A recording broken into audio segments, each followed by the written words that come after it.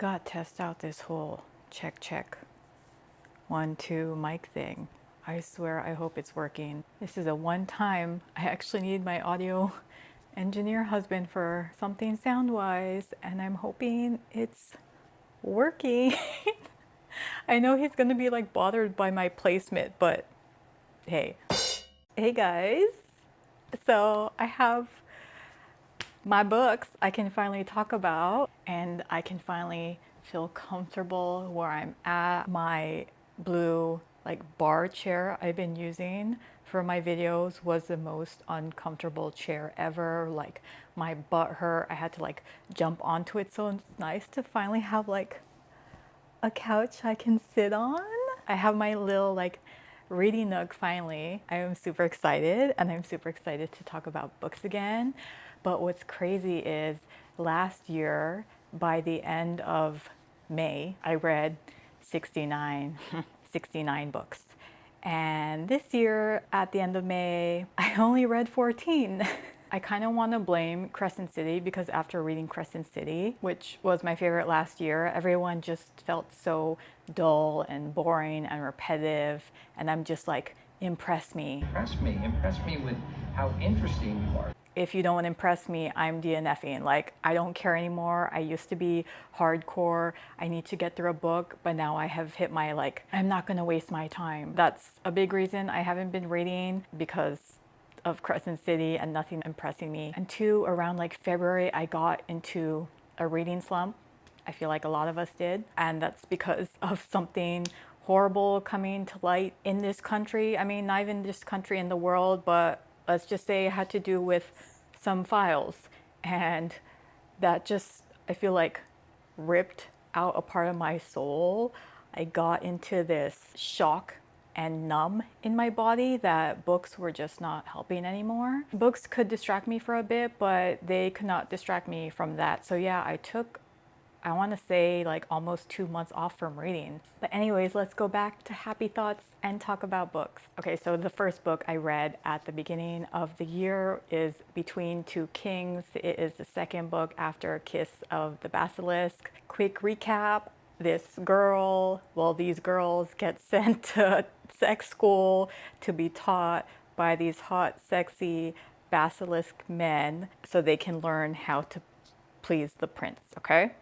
That's like the gist of it. Very kinky, very smutty. I still want to say that's like at the top of like the weirdest smut books I've read. Anyways, our girl Tam, the FMC, for this second book, she is trying to embrace the basilisk side by joining in all of the sexual endeavors that are going on under the mountain. Under the mountain is where the basilisks live, and her heart is still back and forth between two men, hence the title Between Two Kings. I have now established that my least favorite book tropes are love triangles or love squares, even love pentagons, because I've read a few 4 guys, 1 girl. I hate it when the girl's like so madly in love with one guy, but then they can easily turn around and give their hearts to another. I have my examples waiting. Tem's heart belonged to Caspin. That was non-negotiable. Really, Tem? Really? Her love for Leo might cause her pain, but it made her heart whole. She'd felt utterly wrong without it, like she was missing a part of her. And yes, now, in this book, let's throw in a third guy, Apollo. Apollo satisfied something in her that neither Caspin nor Leo had ever been able to satisfy. But hey, with Apollo it's okay though, because it's not love. Because basilisks are very open with their bodies. They share their bodies with everyone, and that's normal. They encourage it. It's expected. It's their love language. The only thing you cannot share though is your heart. So just like the first book, she's struggling between 2 men, and that is the gist of this book. Throw in some weird smut and you got yourself a second book. I don't remember everything about the first book, but I want to say this is more smutty. Well, at least more weird kinks. I have no idea how these authors come up with these scenarios, but it always makes me go like, damn girl, your mind is super kinky. And oh my gosh, the ending pissed me off so much. I have never been so pissed off and annoyed and actually heartbroken over an ending. It actually made me sad. I don't like heartbreak. At the end, these 2 men wrote her love letters. Just letting you know, I loved one's letter, and with the other boys' letters, I was really annoyed to the point where like I just skipped a bunch of them. Again, multiple lovers, not my type of book. Everything felt depressing compared to the first book. The first book was fun and different and unique, and yet not a fan of this one. Next, I read The Wolf King. This is basically for Blood and Ash, but switch out the MMC for a wolf instead. We have our innocent little princesses only speaking when being spoken to, yet they are the most frustrating girls to deal with. Then big burly man swoops her up and kidnaps her for her own good, and she's mad at this big, sexy, strong, handsome man and is like, I hate you. You kidnapped me and took me away from the life that I hated, and you put me in circumstances where now I can be free. You're so horrible. But of course I'm gonna eventually fall in love with you. So yeah, I can't count how many books I've read like that, but for Blood and Ash is definitely better. There's not as much depth in this book. Romance was okay, the plot was meh, very simple book, so I'm just giving you a very simple summary. Thorn season, just with the first chapter of this book, I was like, this is not an American author. You know how I know? When the writing feels more condensed, when I have to reread sentences even though they're in English, when there are layers. I'm immediately picturing someone with a different accent writing these books, and that always turns out to be the case. Those are good things, by the way. Think of a sandwich. You got whatever protein, and then you have your lettuce and tomato. The majority of books I read are usually that same old boring lettuce and tomato. I need more than that. I need avocado, some red onion, some kind of fun sauce, different seasonings. American English just sounds plain. Anyways, we have our FMC Alyssa. She is a wielder. Wielders, let's say, have magical powers and they are being hunted. I swear with books and magical powers, it's either you're hunted and people want to kill you, or it's the opposite, where if you don't have magical powers, you are lesser than and people want to kill you. Can't we all just get along? Anyways, so Alyssa runs into Garrett, her childhood friend, but there's now a hatred for him because he is bound to the hunters. And again, she's a wielder being hunted by the hunters. How can you be a hunter when you know your friend is a wielder? I'm like, okay, so is this our enemies to lovers now? But then we have another man thrown in, Kyle? I'm pretty sure it's Keel, Keil. So I'm like, oh, there's our muscle man, our knight in shining armor man. But did Keel kidnap her? At the end, I did want to know if there was a second book, and if there was, I would instantly read it. There is a second one coming, but I'm just not eager enough to want to read it.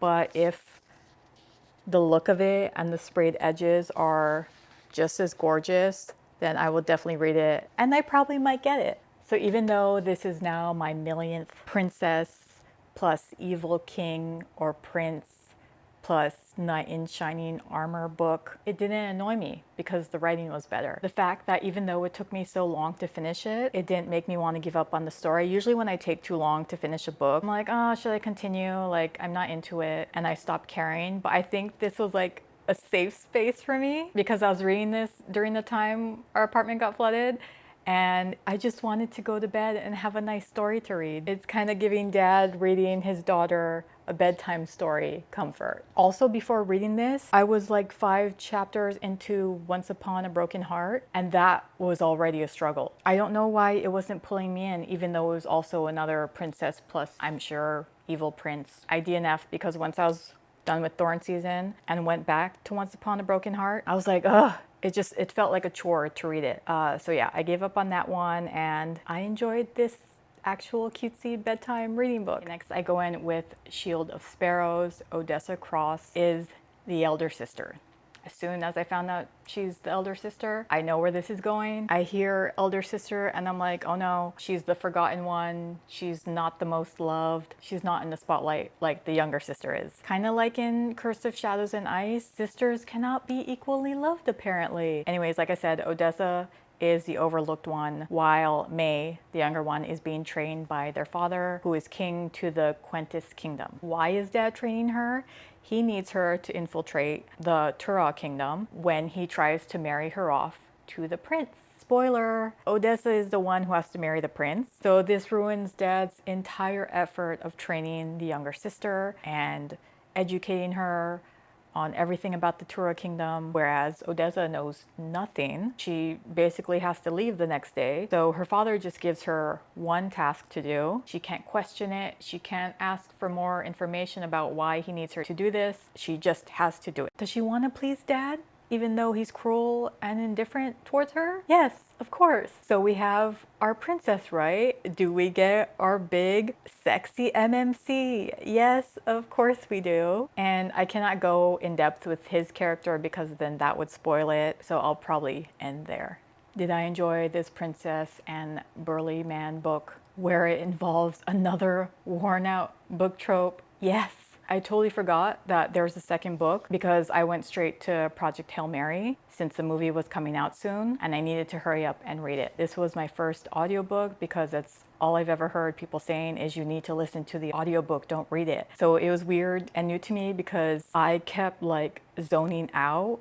I got sleepy hearing someone read me a story, so like I had to keep rewinding. I don't know if I could fully get into audiobooks. Like I need to read to be in the story. A few chapters in, I could see why people said listen to it because once I heard all the algebra and science talk, I was like, whoa, whoa, whoa. And the annoying thing about my brain and reading is that I need to understand what I'm reading. I can't just glaze over it. And trust me, it's annoying. If I read this book, I would have started going to the dictionary. I would need to have some kind of understanding with all the scientific terms. But with the audiobook, it was easier since it felt like a science teacher describing it to me versus me struggling to learn it myself. So yes, I understand why the need to listen to it because I'm very sure I would have been bored as hell if I read the book. So I knew nothing about this book and the plot. I just thought it was just going to be some pure science book.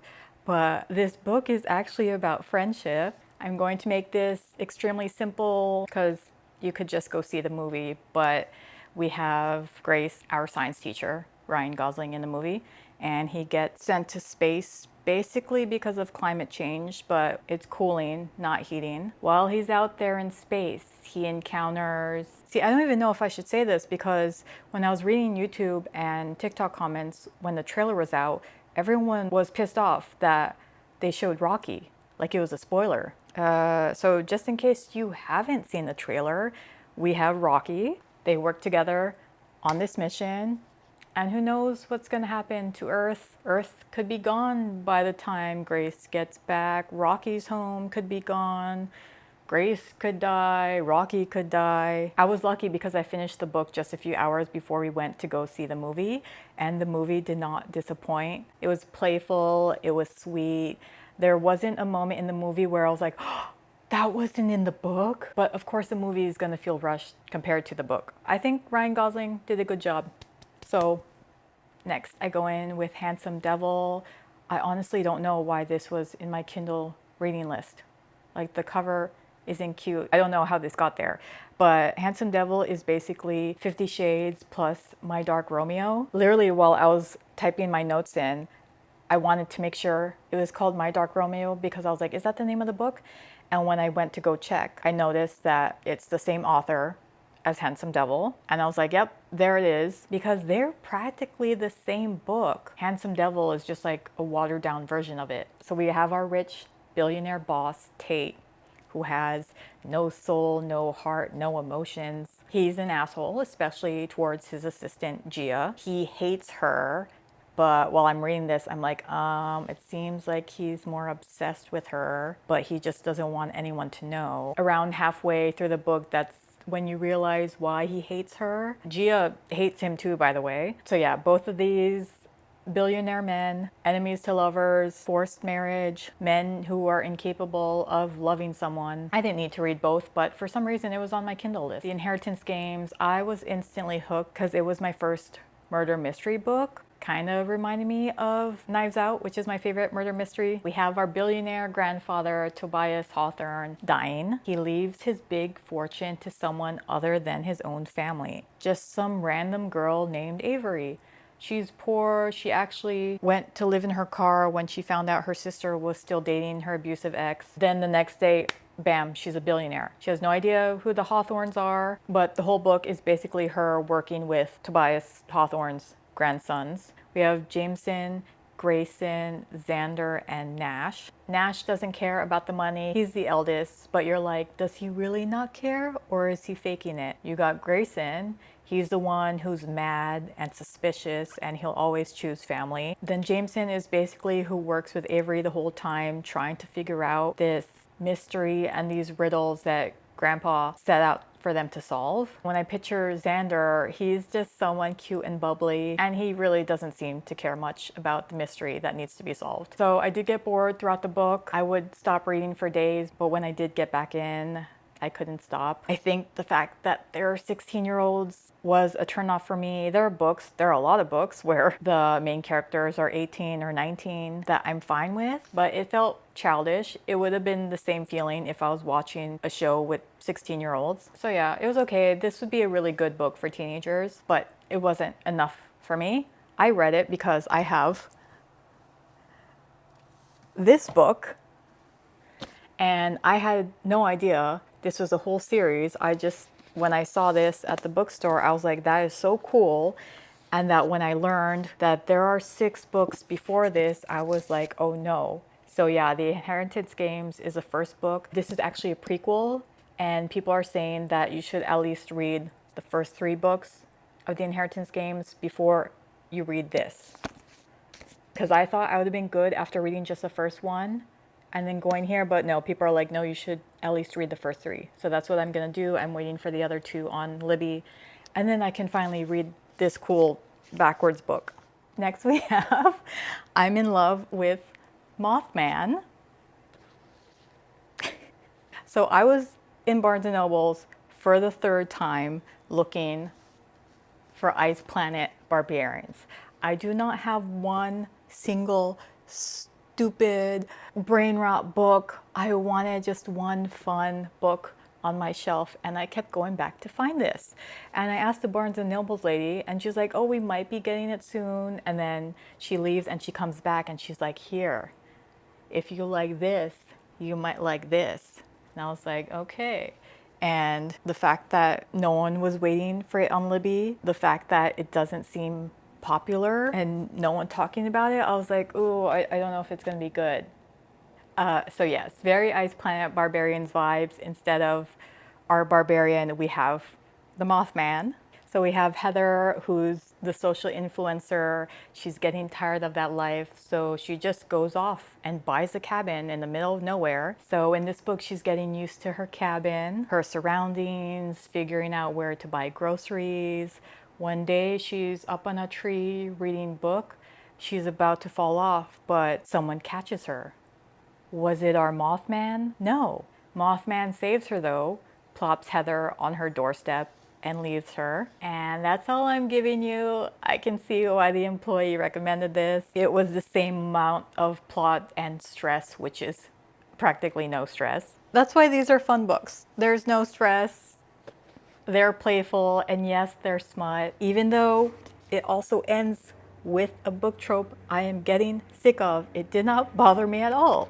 And it made me curious enough to want to read the next book. See, now with my reading, you either have to be a stupid, chill, brain rot book, or you have to be complex and not the typical romantasy. There's like no in between for me anymore. I go on to the second book. I do still want to get that. I'm engaged to Mothman. We are now in a completely different realm. We are not in Earth anymore.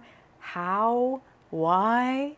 Again, that would be a spoiler. This book though is where adversaries are thrown in, road bumps in their relationship. This is not like the first book where they're all cutesy living in their little cabin bubble. I did get a little teary-eyed at the end because they're just so darn cute. I didn't read the third book because honestly I was just satisfied with the ending of the second book. My next book was The Knight and The Moth. At the beginning I was like, is this it? Is this going to be the book to bring me back? I've put off reading this book for so long because honestly the cover just looked so dull and boring to me. For some reason it just seemed like it would be a very boring book. This was a book that took me a while to get into, kind of one of those books where you have to like claw your way into the tunnel to get to the good stuff versus just walking straight into the tunnel. So the things that were different, one, we start with a bunch of girls who have these gossamer bands around their eyes, just like in the book cover.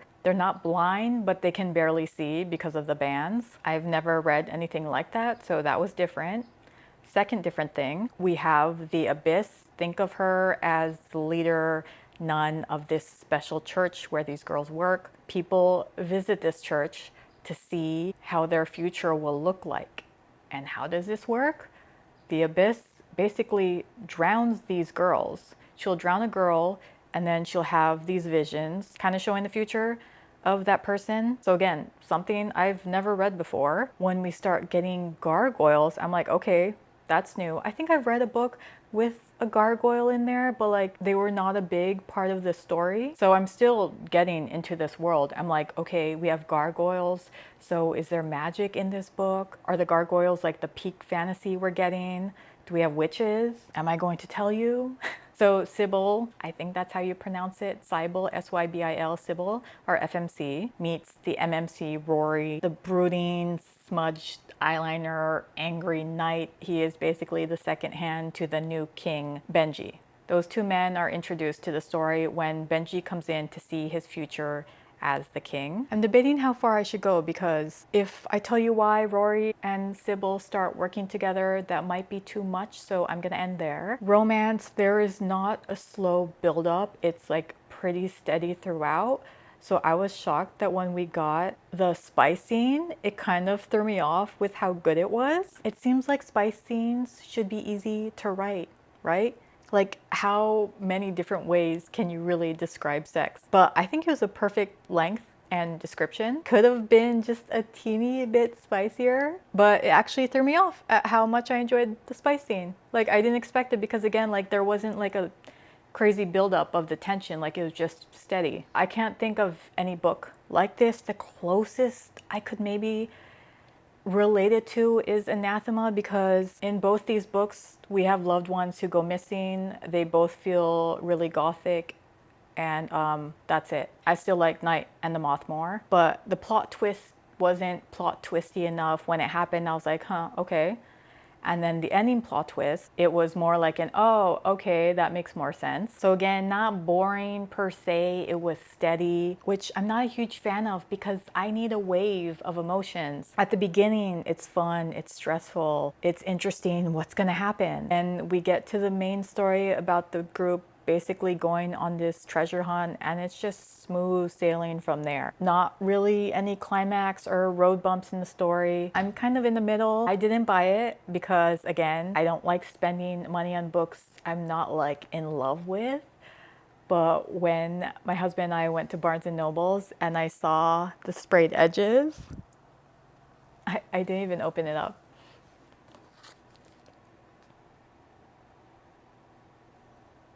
I looked at my husband and I was holding the book and he just rolled his eyes and he's like, gimme.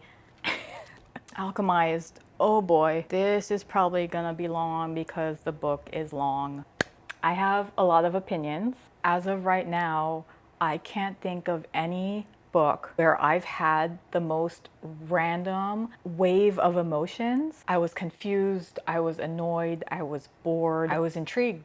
I hated it. I loved it. I hated it again. I loved it again. I've never been so hot and cold over a book. So there are 3 parts to this book. I will summarize one part, then give you my thoughts, and we'll move on to the next section. Part 1, we start off with Helena, our FMC, waking up in, think of the pods in the Matrix. She's like waking up stuck in somewhere like in water. She's not supposed to be waking up, by the way. So she was a healer in the past and part of this rebellion called the Eternal Flame. And she's basically the last one standing, the lone survivor. Almost everyone from the rebellion group has died, but the people who found her noticed that she's special and they want to study her brain. So they decide to keep her alive for a bit. We have necromancy in this book. We have people's souls living in other people's decaying bodies. We also have decaying bodies with no souls. We have vivimancy, which is the opposite of necromancy. You can manipulate living beings.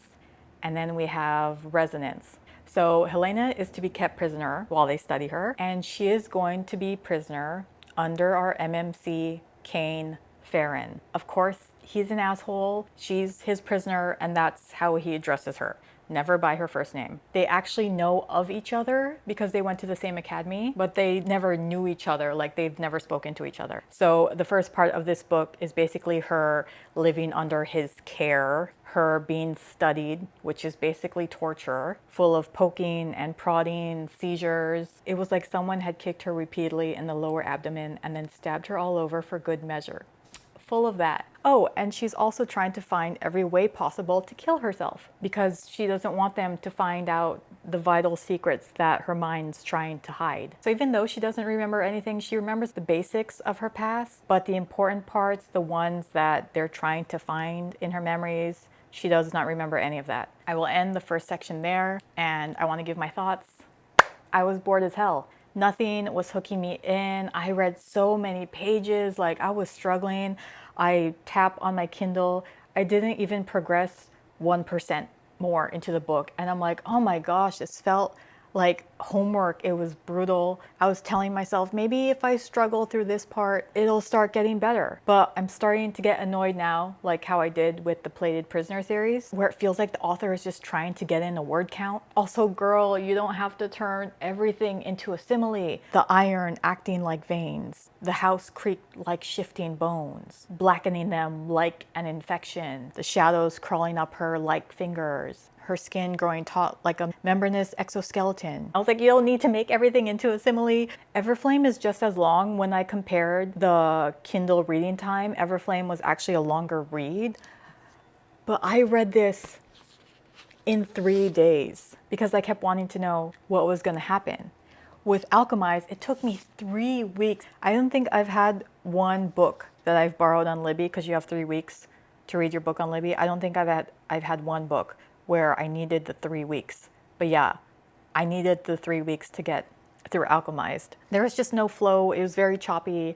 So that's how I felt so far with the writing aspect. Now with the storyline, I want to say around chapter 14 is when I started getting into it. I'm still bored as hell though. It's the same thing.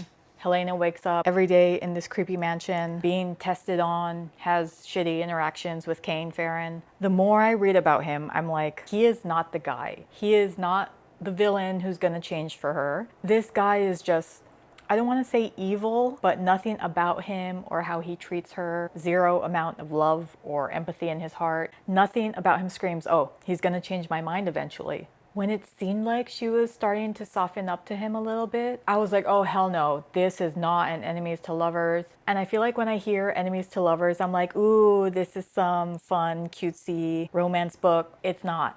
Every single enemies to lovers books, there's some kind of tension between the two, but that dynamic was not there. I'm firm on my stance of you're never gonna change my opinion of Kane, especially with the horrible thing they were forced to do at the end of this first section. Okay, so now with the second part, we go back to Helena's past, what she endured throughout the war, her relationship with her best friend Luke. Throughout the section, we see how epic of a healer Helena is. We have Kane Farron pop up. I'm like, okay, so wait, did they actually interact before? Because again, in the first section, she just remembers him as another student at the academy. You're slowly starting to see how they know each other. Side note, I'm still hating him, even more now, seeing how he was in the past. He was an even bigger asshole in the past. I'm like, this is not gonna be an enemies to lovers. There is absolutely no chemistry lurking and bubbling underneath, nothing. So again, second section is all about the war, what Helena had to do as a healer. There is practically no breathing room in the second section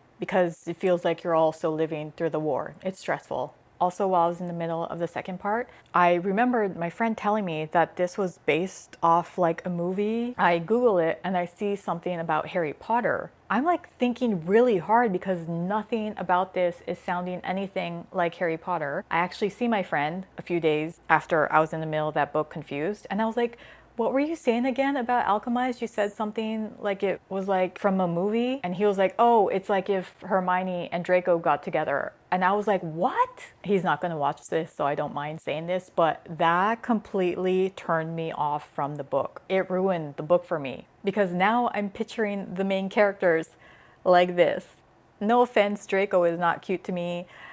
So yeah, it like kind of ruined how I saw the characters. I'm now thinking of these stupid, nerdy looking teenagers. But eventually I stopped picturing them as Hermione and Draco, especially where we hit a point where I'm like, okay, now this is getting so good. Now I see why this in the past was happening in the first section. I have never wanted to instantly go back and reread the first part of a book because now that I have all the information from the second part, I can now understand and appreciate the first part of the book. Did that make sense? If you read this, you'll know what I'm talking about. Anyways, I'm like, we need to wrap this up and get to the third part of this book. Helena needs to wake up. She needs to remember how epic of a life she had. She lived a very crazy life, and yes, Kane was very much involved. It would be a waste if she didn't get her memory back. My adrenaline is here, okay, when we're ending the second part and getting to the third part. So again, we are now back to the present with the third part where Helena is still a prisoner under Kane. I'm like, okay,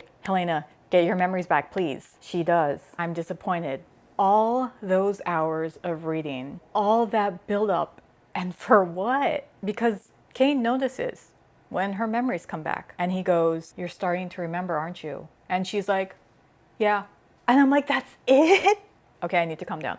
All that effort poured into the second part of the book just for it to fall flat in the third part. It was reminding me of Silver Flames, where it felt like the author just wanted to hurry it up and finish the book. And I'm just pissed because the last section is where all the effort should have been sent to.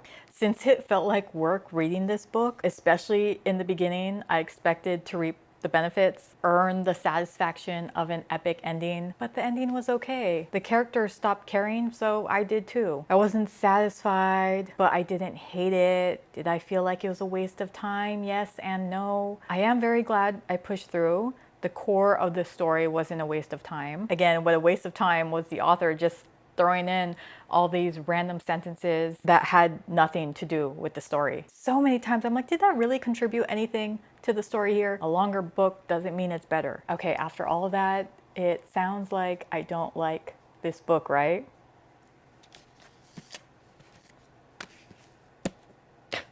This is the only book where I instantly wanted to go back and reread the first part, but I was on my last day of renting it on Libby, so I didn't have time to go back and read it. I went to Barnes & Noble's a few days later, 100% did not think I was going to get it, but I sat down to reread the first chapter, and I was just like, damn it, because I was loving it so much more now and appreciating it more because it's like I'm in on a secret, but Helena has no idea what's going on like I do. This is also the only book ever that I instantly reread because you have a completely fresh perspective going in the second time. The first time, I'm only seeing this through Helena's eyes. And with the second time, now I'm seeing it through Kane's point of view. So yeah, it was fun. It was a new experience. Again, reading it the second time, I appreciate it 10 times more. Yes, I still got bored with the writing sometimes, but this time I was all in.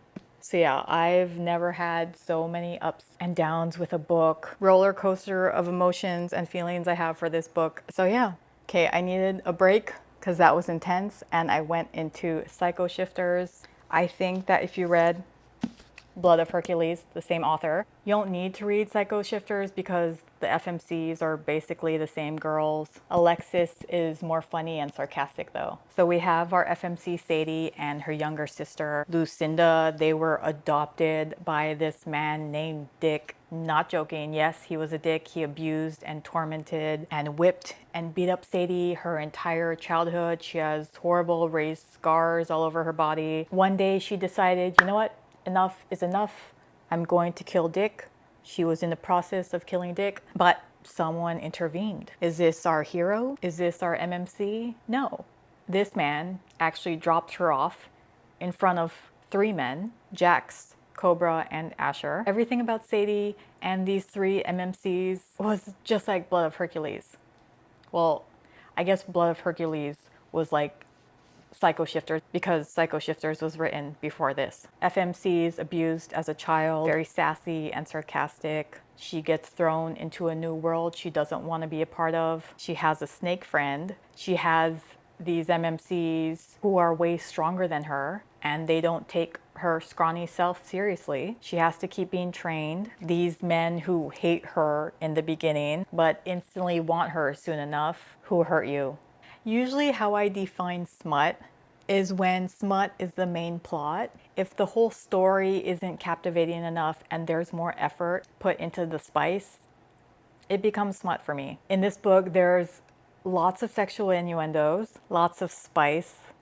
The alphas, the three men, the alphas banging each other. So much talk about Sadie wanting to bang the alphas and the alphas wanting to bang Sadie. There's constant talk about scents, how much she wants to sniff and eat these men because of how good they smell, and then the boys drooling over her smell. I definitely took Blood of Hercules more seriously. There's way more of a story with this. With Psycho Shifters, there are so many parts where I'm like, is this story going anywhere? Or are we just waiting for the next spice scene to pop up? Because if you take out all the spice related stuff in this book, all you get is a girl who finds out she's an alpha. She meets three male alphas. She trains. They fight some spider fae, and that's it. I wanted to love this series so bad because the book cover and sprayed edges are so pretty, but they're not pretty enough where I can just look over the bad writing. Again, I'm telling you, nowadays I just need some epic, complicated, jam-packed, heart-racing book, or I need a brain rot book. There is no in between. This is like a brain rot book trying to be a more complex book. It's just not working. Did I immediately read the second book though? Yes, because it was on Kindle. If I had to wait for it on Libby, then I wouldn't have continued. So did book 2 get better? So just like the second book, Bonds of Hercules, Psycho Fae, the second book, the second book. The FMC and her boys are in jail together. They were to compete in the Fae Games, and here they were to compete in the Spartan Gladiator competition. All these strong, powerful, badass men succumb to our 5'1",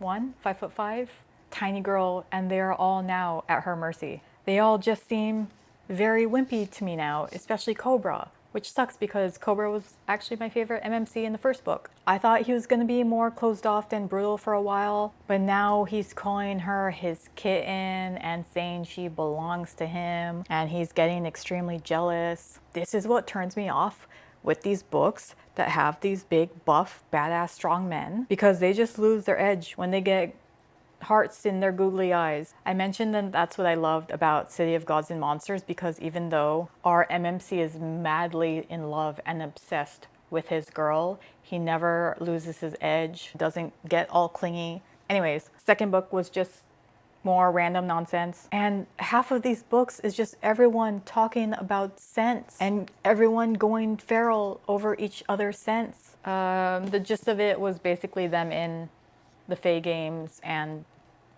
smut. So not gonna lie, the last few sentences of this book got a little, maybe I'll read the third book because it's also on Kindle. I read the first few chapters and I'm like, nah, I'm good. There's really no depth to these characters. Blood of Hercules was definitely better. Okay, so last book is Game On. It is the third book in the Into Darkness series. We have Tyler, the blonde gym bro douche. I don't remember the last time I read a book with a blonde MMC. Honestly, I just am thinking of Tamlin. As soon as I heard the blonde, I was like, oh, I'm not gonna be into this. If you read Lights Out, then you'll remember that Tyler, again, our MMC, Tyler was Josh's friend and roommate who dated Allie before Josh. So now our FMC for this book, we have Stella. She's a woman who has her own tattoo parlor. She's more on the goth looking side. She comes from a very wealthy family.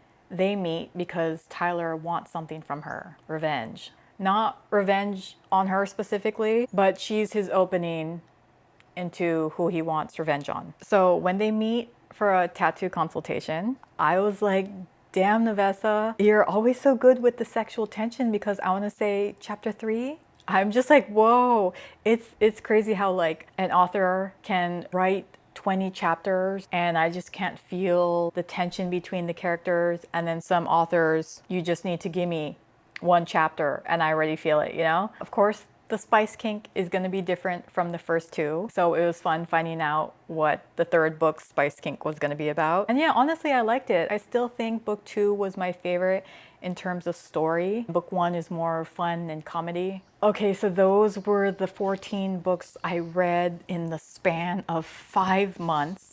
This was very hard to rate because I would be rating them different based on actual story versus rating them on what I enjoyed the most. And I rate them based on what I enjoyed the most. So Hawthorne and The Wolf King were my least favorite. Handsome Devil because my Dark Romeo was way better. Psycho Shifters, too smutty, weak plot. Between Two Kings. You think I would put this last since it was my least favorite ending ever of a book. But even though these books are smut, I'm not gonna lie, these are pretty unique books. Project Hail Mary, Game On, Thorn season, and Game of Sparrows can go back and forth. The Knight and the Moth, and then Alchemized. Now that I'm back into reading again, hopefully I will be back again every month. I'm back in my groove. I hope you guys enjoyed that video.